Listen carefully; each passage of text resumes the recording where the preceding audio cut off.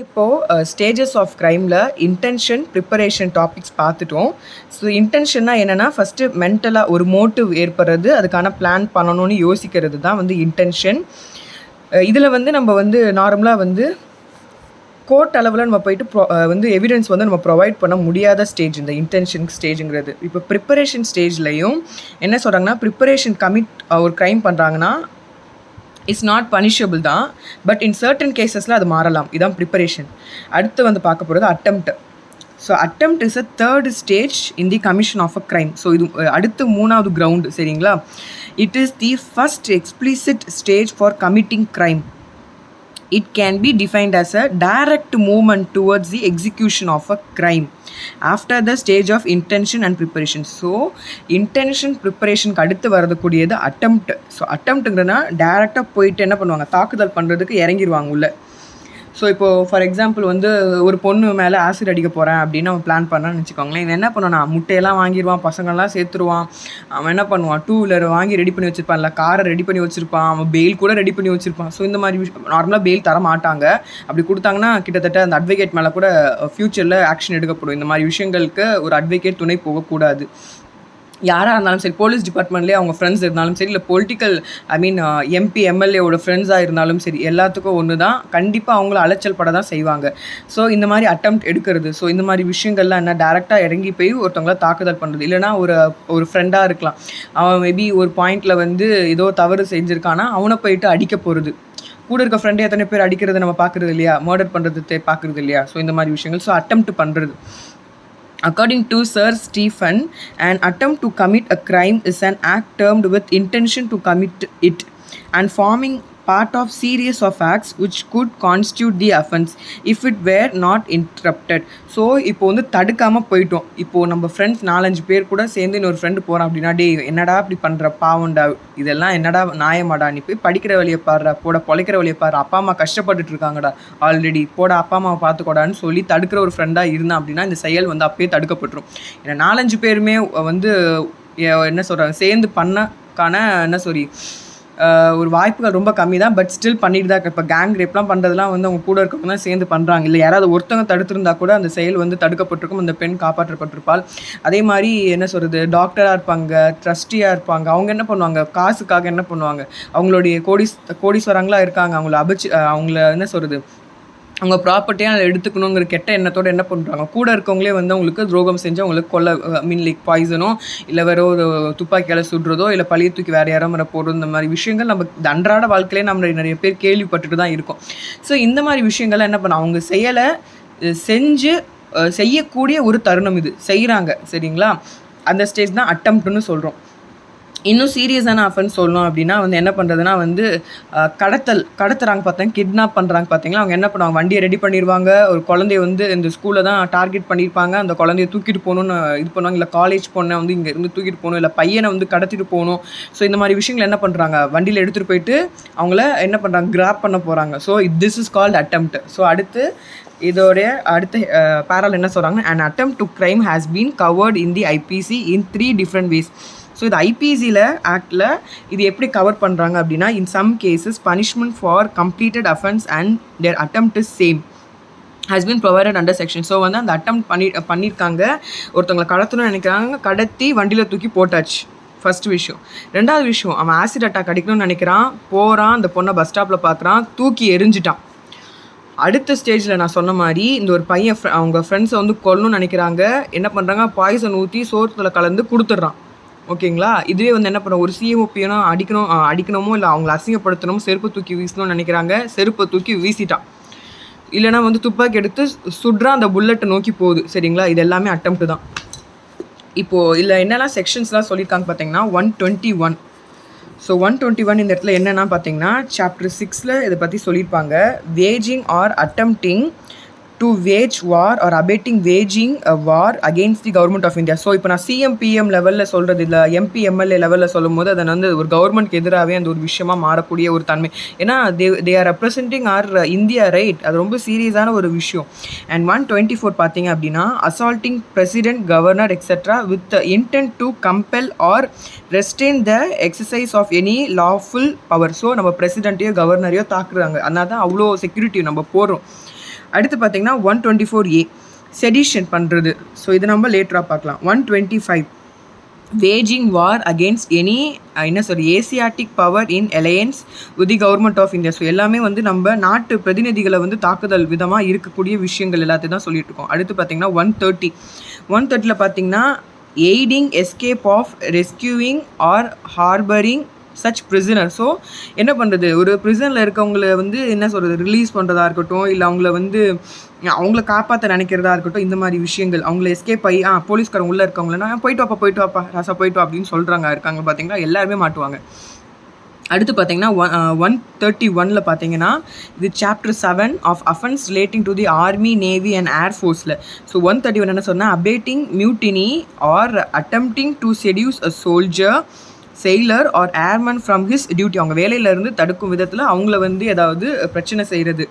அடுத்து பார்த்தீங்க அப்படின்னா வி ஹாவ் 152 என்ன சொல்லுதுன்னாங்க, இது வந்து சாப்டர் 8ங்க of offence against the public ட்ராங்குலிட்டியில் வந்து 152 என்ன சொல்கிறாங்கன்னா, அசால்ட்டிங் ஆர் அப்ஸ்ட்ரூவிங், அதாவது obstructing public servant when suppressing riot. So அந்த கலவரத்தெல்லாம் பார்த்தீங்கன்னா பிரச்சனை பண்ணி அடிக்கலாம் போவாங்கள்ல, அந்த அசால்ட்டு. ஸோ அந்த மாதிரி விஷயங்களாக இருக்கட்டும். அடுத்து பார்த்தீங்கன்னா 153A என்ன சொல்லியிருக்காங்க பார்த்தீங்கன்னா, promoting enmity between different groups on grounds of religion, race, place of birth, resident, language etcetera and doing acts prejudicial on maintenance of harmony, offence committed in place of worship. So இது அடிக்கடி நம்ம இதை கேட்கக்கூடிய ஒரு விஷயங்கள். ஒரு ஜாதி அடிப்படையில் அது அந்த மாதிரி விஷயங்கள் சொல்லக்கூட கூடாது, அது குற்றம். ஆனால் அதை பற்றி வந்து நிறைய பேருக்கு விழிப்புணர்வே இல்லை. ஸோ என்ன பண்ணுறாங்கன்னா, ஒரு மதத்தின் அடிப்படையில் சண்டையை மூட்டி விட்டுறது.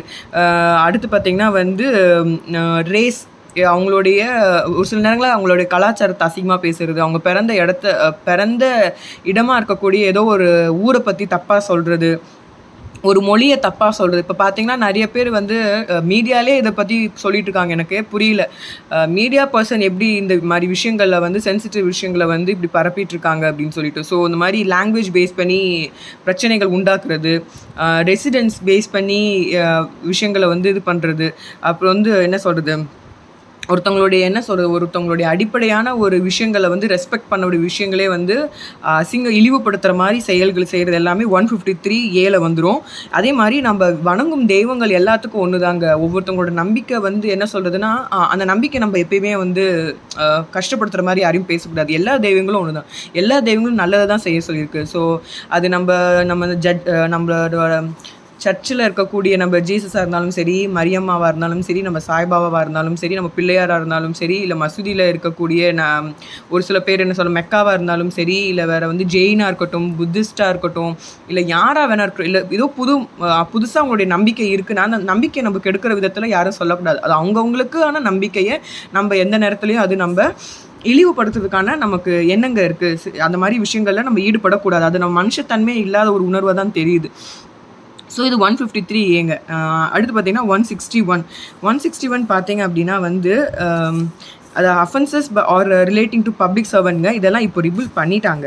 ஸோ 162, 163, 165, 196 பார்க்கலாம். ஸோ 196 என்ன சொல்லியிருக்காங்கன்னா, using evidence known to be false. இதில் வந்து chapter 11 of false evidence and offences against public justice. So இது என்ன சொல்கிறது, பொது மக்களுக்கு நிதி, அதாவது ஒரு நியாயம் கொடுக்குற ஒரு இடத்துல வந்து ஒரு பொய்யா ஒரு விஷயங்களை வந்து பரப்பிட்டு இருக்கிறது தான், மாதிரி விஷயங்கள் தான் வந்து சொல்கிறாங்க. அடுத்து பார்த்திங்கன்னா வந்து 198 தானேங்க. 198 பார்த்திங்கன்னா using a true certificate known to be falls. ஒரு பொய்யான சர்டிஃபிகேட்டை வந்து காமிக்கிறது. என்ன நிறைய காலேஜஸ்லாம் சேருவாங்க பார்த்தீங்களா, பொய்யான சர்டிஃபிகேட் காமிச்சு வேலை வாங்கிடுவாங்க. ஸோ அந்த மாதிரி விஷயங்கள்லாம் வந்து ஒரு சில விஷயங்கள் கேஸில் வந்து உள்ள வரும். அடுத்து பார்த்தீங்கன்னா 200 என்ன சொல்லுது பார்த்தீங்கன்னா, using a true such declaration knowing it to be falls. நமக்கே தெரியும் இது வந்து நம்ம வந்து அட்ரஸ் கொடுக்கறது பொய், நம்ம படிக்கவே இல்லை, நம்ம டிப்ளமான்னு போட்டிருக்கோம் அப்படின்னு அவங்களுக்கே தெரிஞ்சே அந்த பொய்யான டாக்குமெண்ட்ஸை ப்ரூவ் பண்ணுறதோ, இல்லை வேறு ஏதாவது டாக்குமெண்ட்ஸ் லைக் அது நம்ம அதோடைய தன்மை வந்து உள்ளே போகும்போது கிரவுண்ட்ஸ் பார்க்கலாம், அது என்ன மாதிரி இருக்குன்னு சொல்லி பார்க்கலாம். அடுத்து பார்த்தீங்கன்னா 213 பார்த்தீங்கன்னா வந்து taking gift etcetera to screen and offender from punishment in a capital offence அப்படின்னு சொல்லியிருக்காங்க. அடுத்து பார்த்தீங்கன்னா 239 என்ன சொல்லியிருக்காங்க அப்படின்னா,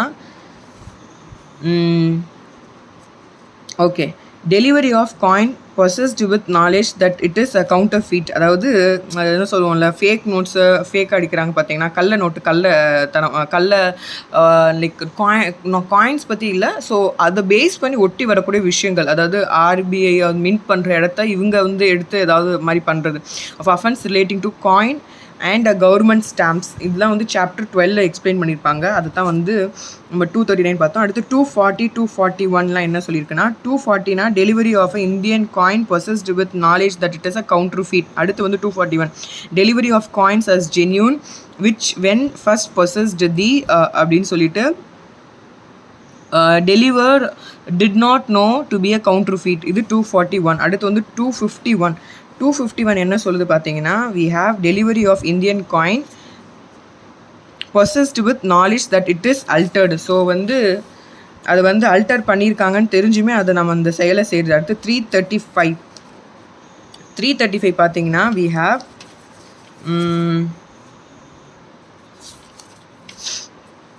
இங்கே இருக்குது பாருங்கள் 335 என்னென்னா, voluntary causing grievous hurt on provocation.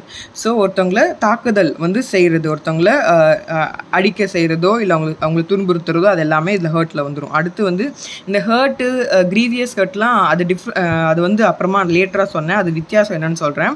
அடுத்து 337 என்ன சொல்கிறேன், 337 பார்த்துருமா. 391 என்ன சொல்கிறாங்க அப்படின்னா, ஓகே ஃபைன், 390 வந்து டக்காய்டி. அடுத்து பார்த்தீங்கன்னா 398 attempt to commit robbery or dacoity when armed with deadly weapon. அடுத்து பார்த்தீங்கன்னா திருட போகிறான், கத்தியை தூக்கிட்டு போயிட்டு கூர்மையான பொருளை தூக்கிட்டு போயிட்டு பயமுடுத்துறான் அப்படின்னா அந்த மாதிரி விஷயங்கள். வழிப்பறி செய்தல்னா வந்து என்ன சொல்கிறது, திருடிட்டு ஓடுறது எல்லாமே வரும். ஸோ அது டிஃப்ரென்ஸ் சொல்கிறேன், ராபரி அண்ட் டக்காய்ட்டோட டிஃப்ரென்ஸ் லேட்டராக பார்க்கலாம். அடுத்து 460. ஸோ 460 பார்த்துட்டோம்னா இந்த ஓவரால் அந்த அட்டம்ப்டில் இருக்கக்கூடிய விஷயங்களை நம்ம செக்ஷன்ஸ் நம்ம பார்த்துட்டோம். ஸோ 460 என்ன சொல்கிறாங்கன்னா, all persons jointly concerned in lurking, house trespass or house breaking by night punishable where death or grievous hurt caused by one of them. So என்ன பண்ணுறாங்க, ஒரு வீட்டுக்குள்ளே திருட போகிறாங்க, வீட்டு நைட் டைமில் போய் உடைக்கிறாங்க, உடச்சி அங்கே இருக்கவங்கள தாக்குதல் செய்கிறாங்க. ஸோ அது எல்லாமே இதில் வந்துச்சு. ஸோ இது எல்லாமே பனிஷ்மெண்ட் ஃபார் கம்ப்ளீட்டட் அஃபென்ஸ். இதெல்லாம் முடிக்கும் போது எல்லாத்துக்கும் அந்த அஃபென்ஸ் வந்து என்ன சொல்கிறது, தண்டிக்கக்கூடிய ஒரு தண்டனை, ஒரு என்ன சொல்கிறது, ஒரு செயலாக மாறிடுது. இது நடக்கலைன்னா வேற, பட் அட்டம் கொடுத்துட்டு ஃபெயிலியர் ஆனாலும் அதுக்கு தண்டனை உண்டு. பட் இந்த இடத்துல எப்படி அப்படின்னா, அந்த முயற்சி கம்ப்ளீட் ஆயிடுச்சு அப்படின்னா. அடுத்து rest of the cases are covered under the section 511 சொல்லியிருக்காங்க. ஸோ இந்த இடத்துல 511 ஏன் இப்படி மாதிரி மற்ற கேசஸ் கவர் ஆகுனா அதில் பர்டிகுலராக அவங்க மென்ஷன் பண்ணியிருக்கிறாங்க. ஸோ அதைத்தான் நம்ம இப்போ பார்க்கலாம். ஸோ 511 என்ன சொல்லியிருக்காங்கன்னு பார்த்தீங்கன்னா, we have அதாவது chapter 23 of attempt to commit அஃபென்சஸில் 511 punishment for attempting to commit offences punishable with imprisonment for life or other imprisonment. So இப்போது இதில் சொல்லியிருக்க பனிஷ்மெண்ட்ஸ் வந்து டிஃப்ரெண்ட்டாக இருக்கும். 10 வருஷம் ஜெயில் சொல்லியிருப்பாங்க, இல்லை வந்து ஒரு என்ன சொல்கிறது, ஒரு 3 வருஷம் ஜெயில் சொல்லியிருப்பாங்க, ஃபைன் அமௌண்ட் சொல்லியிருப்பாங்க. அவங்க இறந்துட்டாங்கன்னா இவங்களுக்கு என்ன மாதிரி ஜெயில் தண்டனை இருக்கும்லாம் எக்ஸ்பிளைன் பண்ணிட்டு இருந்திருப்பாங்க. பட் இதில் வந்து காமனாக வந்து 511 போட்டாங்க அப்படின்னா அவங்க லைஃப் இம்ப்ரிசன்மெண்ட், வாழ்க்கை பூரா வந்து அவங்க ஜெயில் தண்டனை அனுபவிச்சுட்டு இருக்க வேண்டியதான். சரிங்களா? இந்த மாதிரி கடுமையான ஒரு தண்டனைகள் வந்து serious of the offence base பண்ணி கொடுப்பாங்க. So this is called attempt. So இதுதான் வந்து நம்ம ஸ்டேஜஸ் ஆஃப் க்ரைமில் இன்டென்ஷன், ப்ரிப்பரேஷன், அட்டெம்ப்டில் நம்ம அட்டெம்ப்ட் ஃபுல்லாக கம்ப்ளீட்டாகவே ஓரளவுக்கு நம்ம பார்த்துட்டோம். இன்டெப்த்தாக நம்ம இன்னும் போக போக பார்க்கலாம்.